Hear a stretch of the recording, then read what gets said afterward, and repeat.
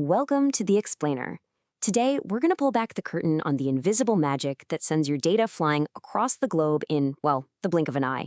I mean, have you ever really stopped to think about it? How does an email you send from your kitchen table find its way to a friend halfway across the world in just a few seconds? It seems impossible, but the answer is at the very heart of our connected world. Well, the core solution to this whole puzzle is a brilliant process called network switching.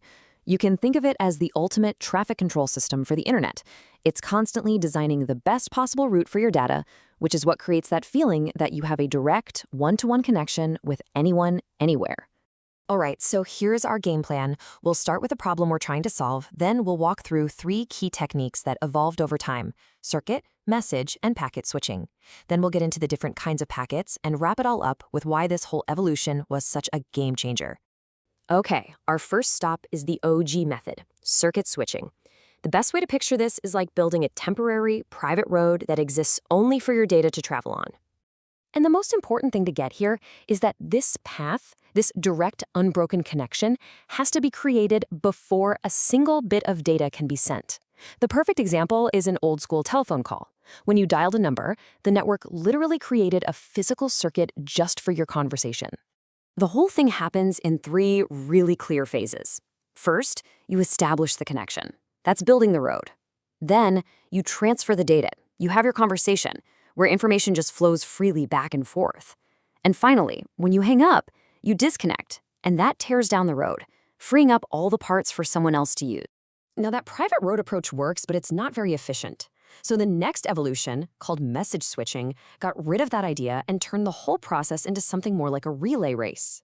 This technique uses a system called store and forward, and it's pretty much what it sounds like.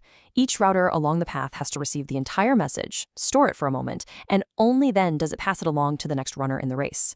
It's like one person handing off a baton to the next. And you can probably see the major drawback right away. Imagine being on a video call where the router has to wait for you to finish your entire sentence before it even starts sending it to the other person. That delay is baked right into the system, which makes message switching a total non-starter for anything happening in real time. And that fundamental limitation brings us to the absolute breakthrough that powers the modern internet as we know it: packet switching. This isn't a private road or a relay race. This is a massive multi-lane superhighway for your data. So instead of trying to send one big, clunky message all at once, packet switching does something incredibly clever. It chops your data up into thousands of tiny, easy-to-manage pieces called packets. Think of each one of these packets like a tiny parcel you'd send in the mail. It's got a label with the from address and the to address, so it knows where it came from and where it's going. And this is absolutely crucial: it has a sequence number, which is the secret to putting the whole message back together perfectly at the other end.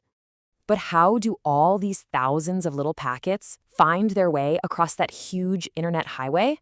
Well, it turns out they have 2 main ways of getting to their destination.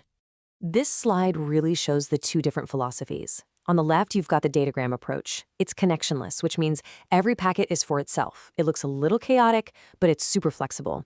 On the right is the virtual circuit approach, where a single path is decided on beforehand. For the most part, the internet we use every day relies on the much more robust datagram approach. Yeah, with datagrams, each packet is basically an independent agent. It's launched into the network and told to find the best possible path available at that exact split second. So if one road is suddenly clogged with traffic, the next packet can just find a different way around. It's this organized chaos that makes the internet so incredibly resilient. So you might be thinking, wait a minute, if packets can take different routes and show up all out of order, how does my computer make any sense of it? Well, this is where that simple little sequence number becomes the hero of the story. There's a protocol you use every day called TCP, or Transmission Control Protocol, and it's basically the manager. It's TCP's job to look at all those numbers, perfectly reorder the packets, check that none went missing, and then rebuild your original message. So let's just put this all together. We've seen the dedicated private road, the stop-and-go relay race, and now this incredibly efficient superhighway. Let's do one last side-by-side to really see why packet switching changed everything. This table really says it all, doesn't it? Circuit switching is great for a continuous stream, like a phone call. Message switching, well, it works, but only for things that aren't time-sensitive at all. But packet switching, with its dynamic routing and tiny little packets, gave us the efficiency and the flexibility we needed to build the internet at the mind-boggling scale we see today. So, the real takeaway here is that this one elegant solution, packet switching, is the absolute foundation of our modern digital world. But we all know technology never stands still. The journey of our data is always evolving. And that really makes you wonder, what's the next great leap forward going to be? What kind of journey will our data take next?